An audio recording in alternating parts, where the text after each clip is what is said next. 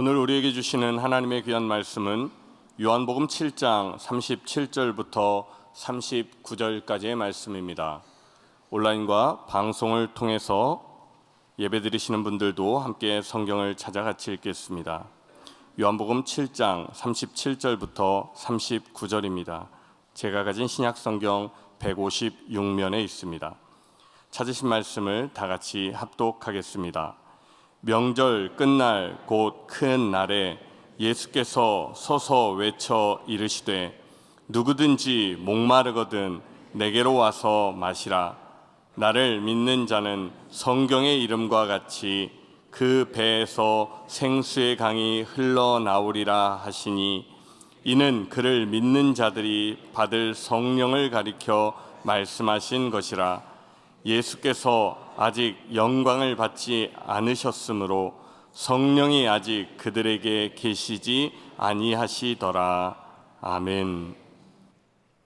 자, 우리 한번 따라해 보겠습니다. 믿는 자들이 받을 성령으로 충만하라. 캘리포니아에서는요, 집 앞에서도 쉽게 볼 수 있는 모습이죠. 얼마 전까지는 먼지가 나는 흙 땅이었는데 물이 흐르기 시작하면서부터 그 물줄기를 따라서 푸른 풀들이 생명력 있게 자라는 모습을 우리는 볼 수 있습니다. 이번에 하나님께서 대만 및 유럽 총회 선교사님 가족들을 초청할 수 있는 은혜를 허락하셨고 온 교회가 믿음으로 하나 되어서 정성을 다해 우리가 그 일들을 섬겼습니다. 선교사님들 가운데는 참 어렵고 힘든 상황에 계셨던 분들, 또 지치고 낙심하신 분들도 계셨습니다. 어떤 사모님은 창조과학 탐사 여행 중에 제 아내에게 속을 털어놓으며 얘기하다가 한참을 우시기까지 하는 분도 계셨어요.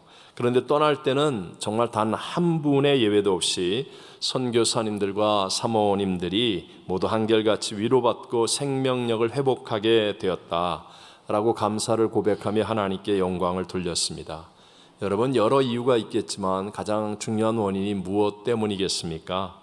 공항에서부터 사랑으로 영접하고 또 창조과학 탐사 여행으로 그분들을 섬기고 식사와 여러 선물 등으로 선교사님들을 위로하고 섬겼던 성도님들이 다 성령으로 하나가 되어서 행했기 때문인 줄로 믿습니다.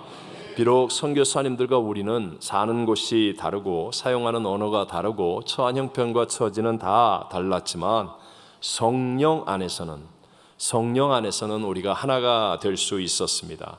그러니까 하늘의 은혜와 능력이 임하여서 생명력이 넘치는 회복이 일어날 수 있게 되었고요. 환경과 조건을 뛰어넘어서 더 기뻐하고 감사할 수 있는 열매들을 맺게 된 것이었습니다. 이것은 우리의 삶에서도 마찬가지이죠. 여러분, 마지막 시대의 삶은 더 어려워집니다. 불공평과 억울함이 더 가득하고 사람들은 더욱 이기적이 되어서 배신은 더욱 많아질 것입니다. 더군다나 우리들의 이민생활은 힘들면 힘들었지 결코 쉽지는 않습니다. 오늘 예배드리는 분들 가운데도 누구한테 말할 수 없는 아픔과 고통, 상처와 억울함, 배신의 눈물 등 여러 가지 사연들이 다 있지 않습니까? 여러분, 이것을 상쇄하거나 이길 수 있는 능력이 필요합니다. 우리가 술 취하거나 마약하고 도박하고 음란과 같은 충동적인 즐거움으로 과연 이 모든 어려움들을 극복하고 인생을 승리하며 살 수 있겠습니까? 어려움과 악조건 속에서도 나 스스로를 복되게 만들고 다른 사람들을 유익하게 만드는 삶은 결코 쉽지 않습니다. 그래서 우리는 목마름을 느끼며 살게 되는 것이죠. 자, 오늘 우리가 함께 읽었던 성경 본문의 말씀은요, 초막절이라고 하는 유대인의 명절의 끝날, 그 끝날을 지내는 이스라엘 백성을 향하여서 예수님께서 외치신 말씀입니다. 옛날 이스라엘은요, 애굽의 속박에서 벗어나서 하나님이 약속한 가나안 땅을 향해 가는 그 과정이 광야길이었죠. 그 광야, 물 없는 광야를 지나며 목이 말라 부르짖을 때 하나님께서는 반석에서도 물이 솟아나게 하여서 그들을 마시게 하셨습니다.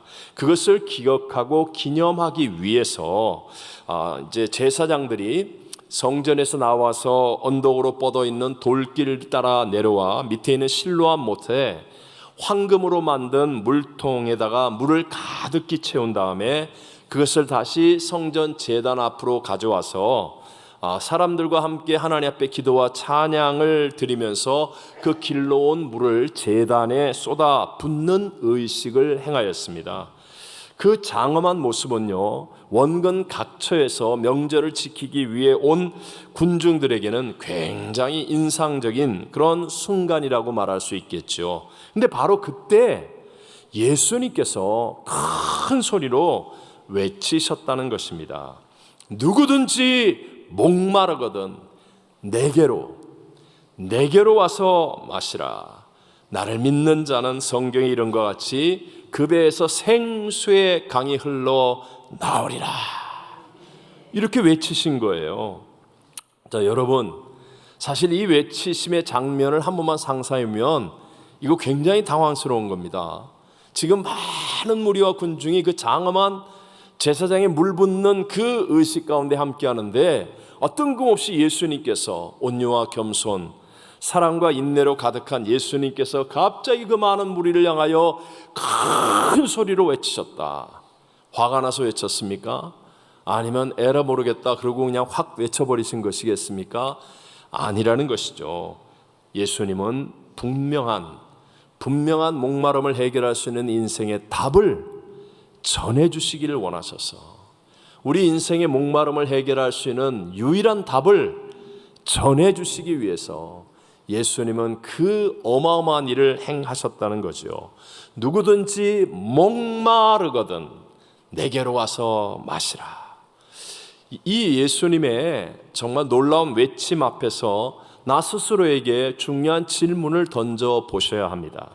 나는 과연 이 시간에 목마른 자로 예수님 앞에 나가고 있습니까? 나를 위해서 그 몸을 찢고 피를 흘려 죽으신 예수님께, 이 성찬의 예수님께 나는 지금 어떤 목마름을 가지고 나왔습니까? 나 빨리 예배 끝나고 집에 가야 돼. 그 정도의 목마름으로 예배 드립니까? 오늘 점심이 뭘까? 그거 먹고 싶은데. 이런 목마름으로 오늘 교회 나오셨습니까? 아니면 사람들에게 칭찬 좀 받고 사람들에게 인정받고 싶은 목마름으로 교회에 나오셨습니까? 여러분은 어떤 목마름을 가지고 이 거룩한 성찬의 예수님 앞에 서시겠습니까? 2주 전이었죠. 한국에서 우리 박지민 목사님이 청소년 14명을 인솔해 오셔서 주일 일부 예배를 저쪽 자리에 앉아서 드렸습니다. 근데 제가 설교 전에 믿음이 없이는 기쁘시게 못하나니 그 찬양 부르는 데부터 울기 시작하는 거예요. 그냥 펑펑 우는 거예요. 설교하는 내내 울더라고요. 주님을 향한 간절한 목마름으로 예배를 드리니까 하나님의 큰 은혜를 누리고 그리고 영적인 피로들을 하늘로부터 다 공급받게 되었다라고 기쁨으로 간증하고 가시더라고요. 우물에서 길어 올리는 물은 육신의 갈증은 해소할 수 있겠지만 그러나 예수님이 주시는 이 생수의 은혜의 물은 우리의 영적인 영혼육의 갈증, 삶의 갈증의 문제를 해결하며 우리의 삶의 참된 의미를 찾게 해 주는 것입니다. 왜냐하면 예수님은 바로 하나님이시기 때문입니다. 예수님은 물이 변하여서 포도주가 되게 하시는 분이십니다. 예수님께 나아가면 오병이어의 기적도 일어나고 우리 인생의 문제의 바람과 파도도 잔잔해질 수 있다는 것이죠. 찾아오는 병자들을 다 고치시는 예수님은 죽은 지 나흘이 지나 무덤에 있는 나사로도 말씀으로 일으켜 세우실 수 있는 하나님이시라는 것입니다. 자, 여러분, 수가성 우물가 사마리아 여인, 인생의 목마름으로 당시에 5번 결혼했었고 이제는 6번째 자포자기한 상태로 아무렇게나 살고 있는 여인이었습니다. 결혼을 하면 내가 원하는 상대를 만나면 인생의 목마름이 해결될 줄 알았는데 이리에도 저리에도 인생의 목마름이 해결되지 않으니까 자포자기한 상태와 같이 살고 있다가 이 여인이 예수님을 만납니다.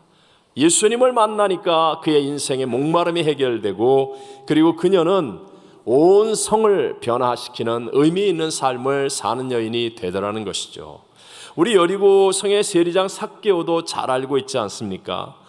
이 키가 작고 여러 가지 컴플렉스가 있는 삭개오는요, 돈만 있으면 그래도 인생의 문제는 해결할 수 있다라고 생각했던 사람입니다. 그래서 매국노라는 소리를 들으면서 이웃 사람들에게 욕을 먹으면서도 그래, 난 좋다, 난 돈을 가지고 내 인생의 목마름을 해결하리라 몸부림을 쳤지만, 그러나 돈으로 해결되지 않는다는 것을 깨달을 때쯤 예수님을 만납니다. 예수님을 만나니까 그의 인생의 목마름의 문제가 해결되고 인생이 완전히 변화되는 복 있는 사람이 되었지 않습니까? 여러분, 우리가 목마름을 가지고 주님의 은혜를 사모하는 데는요, 특별한 능력이나 조건이 필요하지 않습니다. 누구든지 목마르거든 마음의 우선순위만 주님이 제1 우선순위가 되면, 그러면 여러분 누구든지 목마름으로 주님 앞에 나와 생명의 생수를 마시게 될 줄로 믿습니다. 근데 문제는 오늘날의 사람들은요, 주님보다도 돈이나 세상, 자기가 우선순위의 1순위에 있다는 거예요. 그러니까 이 주님 앞에 목마름이 없는 겁니다.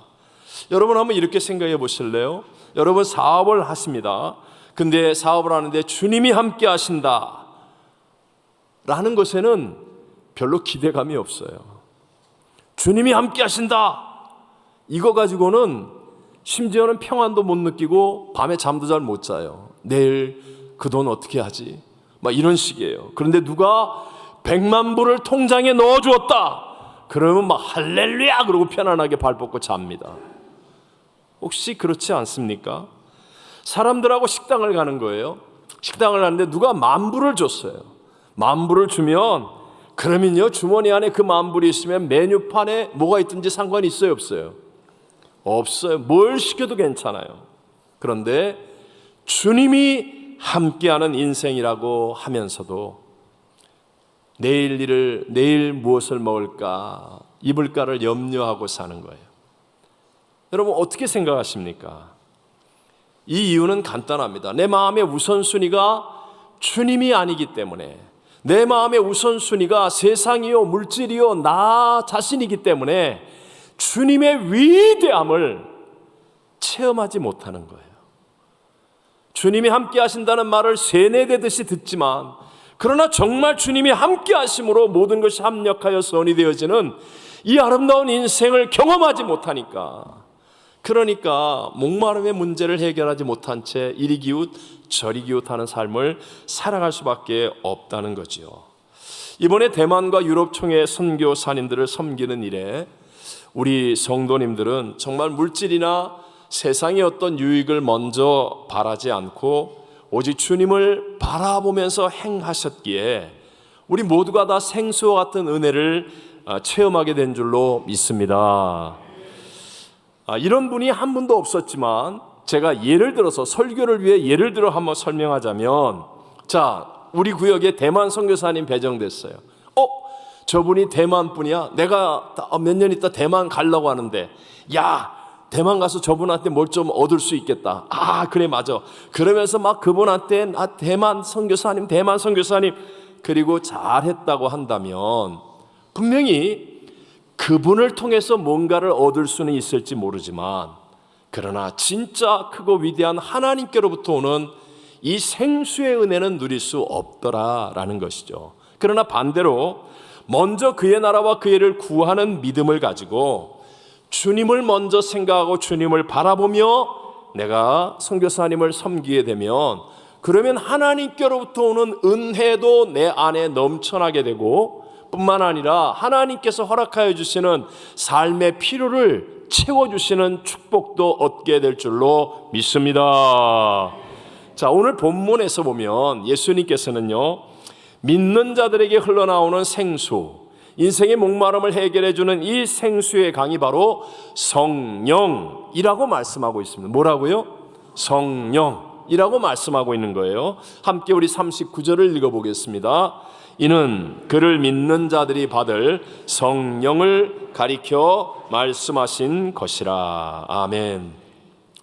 자, 우리 인생의 해답으로 오신 예수님은 육신을 가지고 계셨어요. 그러니까 공간과 시간의 제약을 받으실 수밖에 없다는 것이죠. 만약에 여러분 그런 예수님을 만나려고 하면 어떻게 해야 하겠습니까? 주님께서 갑자기 팔레스타인에 출장을 가셨다고 한다면 우리는 돌아오기를 기다려야 합니다. 뿐만 아니라 온 세계적으로 수많은 사람들이 주님을 만나기를 원하기 때문에 우리는 대기표를 붙잡고 몇십 년, 몇백 년을 기다려야 될지도 모릅니다. 하지만 예수님의 영, 성령님은요, 아무런 문제가 없다는 거예요. 왜요? 성령은 영이시기 때문에 시간과 공간의 제약을 받지 않고 동시에 지금도 우리 모든 사람들 속에 함께 하시며 역사하시는 분이시기 때문이라는 거죠. 우리 고린도서 3장 16절 같이 읽어봅니다. 너희는 너희가 하나님의 성전인 것과 하나님의 성령이 너희 안에 계시는 것을 알지 못하느냐. 아멘.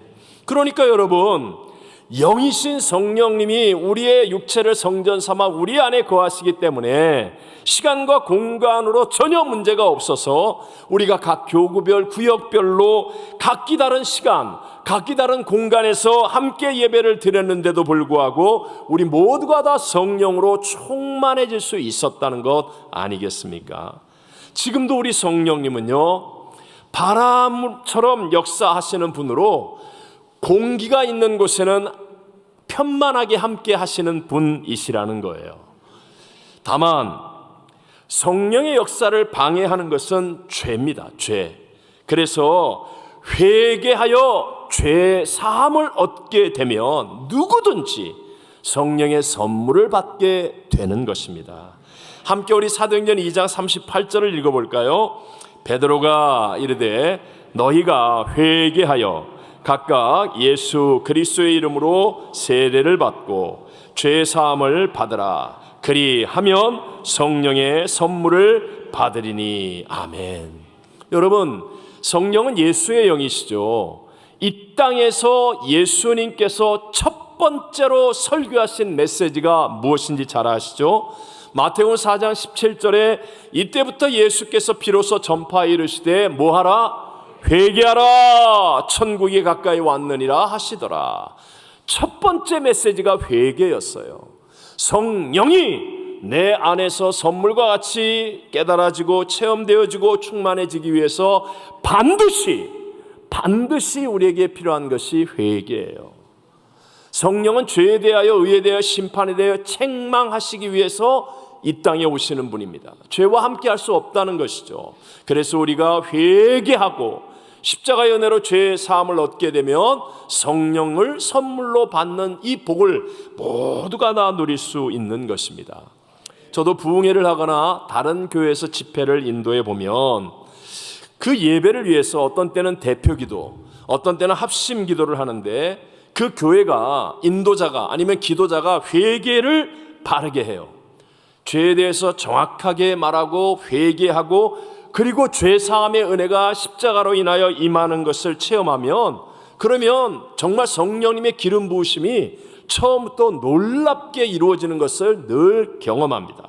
반대로 회개가 없거나 아니면 형식적인 그냥 회개 기도를 하면 아주 힘들어요. 똑같은 설교 내용을 가지고 하는데도 정말 힘들어요.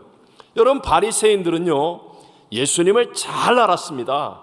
그리고 예수님의 십자가의 죽으심도 가장 가까이에서 보았고 가장 정확하게 알고 있는 사람들입니다. 하지만 그들은 죄에 대하여 깨달음이 없어요.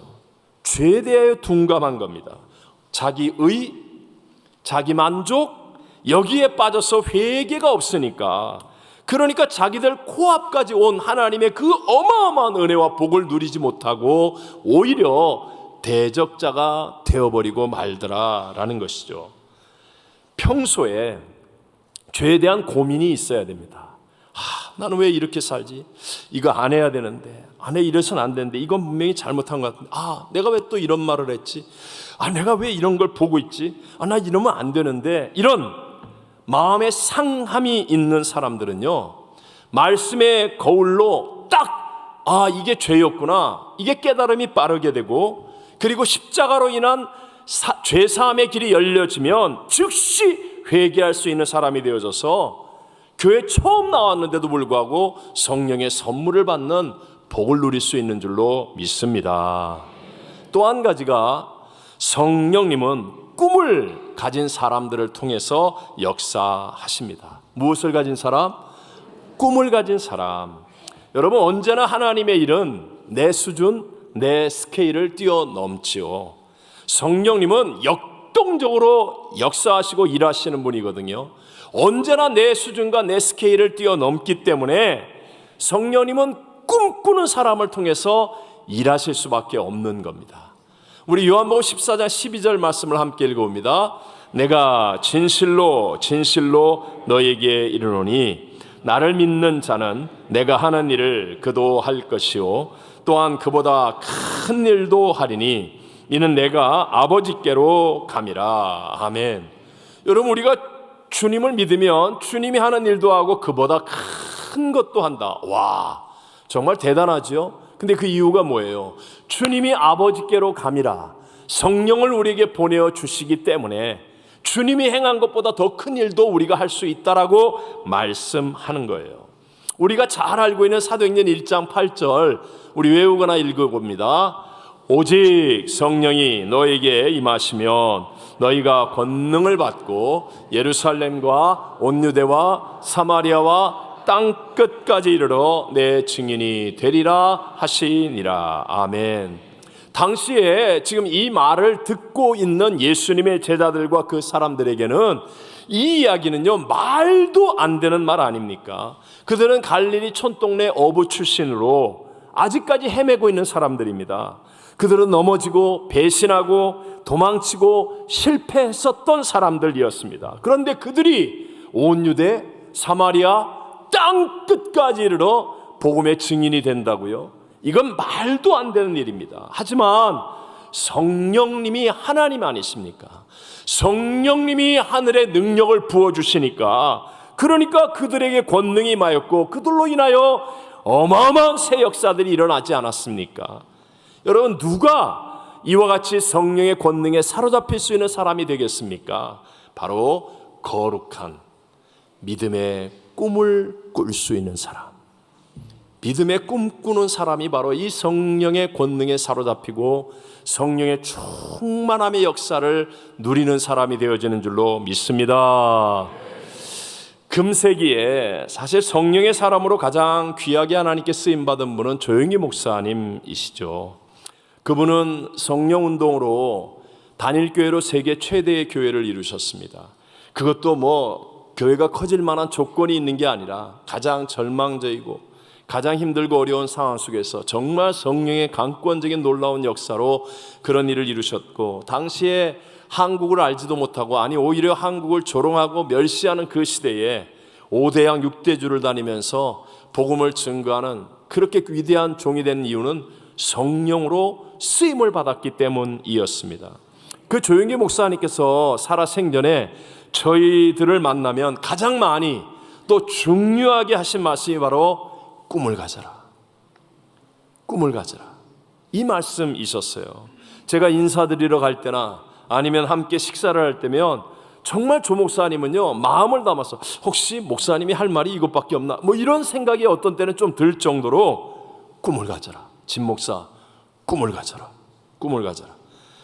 근데 사실 정직하게 제가 그때는요, 과거에는 그 꿈을 가지라는 말을 나를 좀 개발하라는구나, 그러니까 뭔가 목표를 잃지 않고 집중하게 하는 거구나, 이런 정도로 이해했었던 때가 있었습니다. 그런데 제가 이제 평생을 목회하며 주님의 일을 해보니까 이제는 갈수록 조영기 목사님이 하신 그 말씀의 뜻을 확실하게 알게 됩니다. 꿈은 성령님이 역사하실 수 있는 통로이기 때문입니다. 성령님은 지금도 우리 가운데 운행하고 계세요. 근데 누구에게 역사하시는가? 꿈꿀 수 있는 사람, 하나님이 주시는 거룩한 꿈을 꿀 수 있는 그 사람에게 하늘의 권능을 가지고 역사하여 주시는 줄로 믿습니다. 성령님이 사람 차별하여 일하시겠습니까?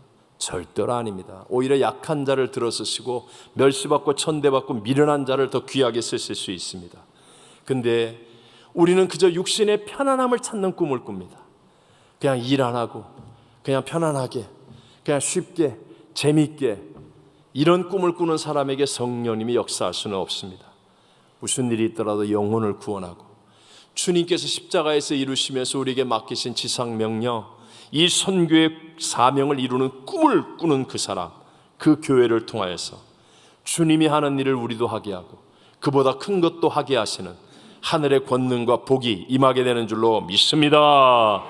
사랑하는 우리 이부 예배 성도 여러분, 지금 여러분은 하는 일에 사업에 꿈이 있습니까? 공부하는 학생 여러분, 여러분 지금 공부하면서 정말 하나님의 꿈을 꾸면서 공부하고 있습니까?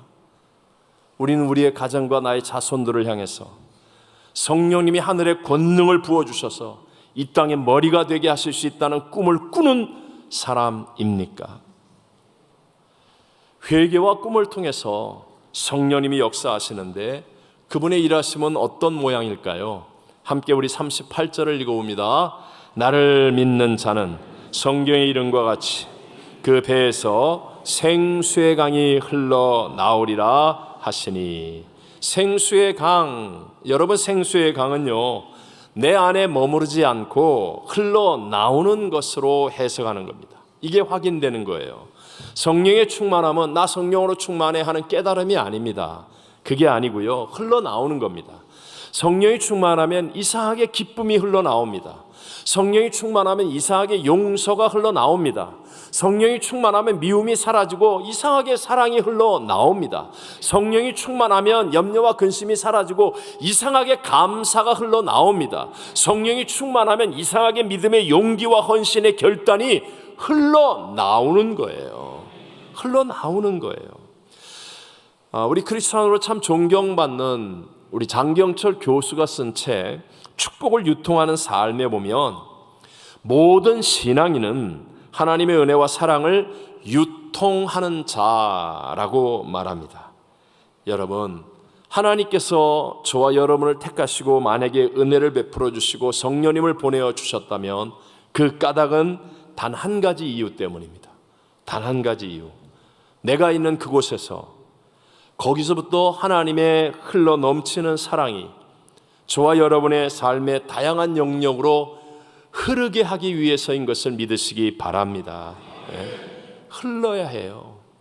반대로 여러분, 내가 받은 은혜도 있고 받은 축복도 많은데도 불구하고 이것이 그저 나를 만족하는 데만 쓰여지고 우리 가정, 우리 식구 이렇게만 한다면 그러면 결국 부패하게 되고 교만함으로 넘어질 수밖에 없겠죠. 반드시입니다. 반드시 쏟아부어 흐르게 해야 한다는 거예요. 특히 교회는, 여러분, 교회 머리는 예수 그리스도이며 부활의 예수 아닙니까? 교회의 주인은 하나님이십니다. 믿으시면 아멘. 교회의 주인이 누구라고요? 창조주 하나님이 주인이신 교회는 축복의 장소예요. 축복의 장소. 쉽게 말하면 공급이 끊어지지 않을 수 있는 곳이라는 거예요. 그래서 문제가 있을수록, 어려움이 있을수록 교회 와서 붙잡으면 그러면요 하나님의 공급이 끊어지지 않기 때문에 살아나고 이겨내는 겁니다.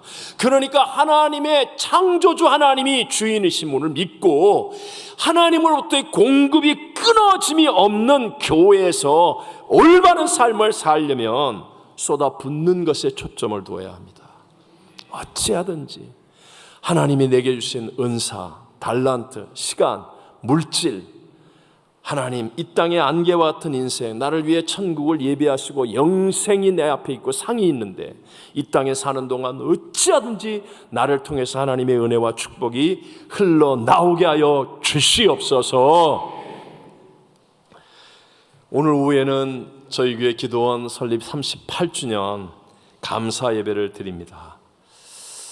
또 이번 주간에는 미국의 오지라고 말할 수 있는 알래스카 페어뱅크스에 교회가 설립되어지고 담임 목사가 취임하고 또 교회를 구입하여 리모델링해서 예배를 드리는 일, 그리고 예수님만 전하는 GBC 미주 모험 방송을 섬기는 그런 일에 우리 교회와 성도님들의 기도와 물질이 쓰임 받게 되었습니다.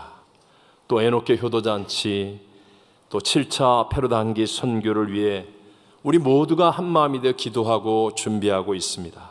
여러분, 이 모든 일들을 통해서 우리 교회와 성도님들에게 이 성령님의 생수와 같은 은혜가 흐르게 되시기를 바랍니다. 흘러야 합니다. 흘러야 합니다. 마지막으로 이 성경을 읽고 마치겠습니다. 사도행전 20장 35절 말씀입니다. 범사에 여러분에게 모본을 보여준 바와 같이 수고하여 약한 사람들을 돕고 또 주 예수께서 친히 말씀하신 바 주는 것이 받는 것보다 복이 있다 하심을 기억하여야 할지니라. 아멘. 기도하겠습니다. 이 시간에 함께 말씀을 붙잡고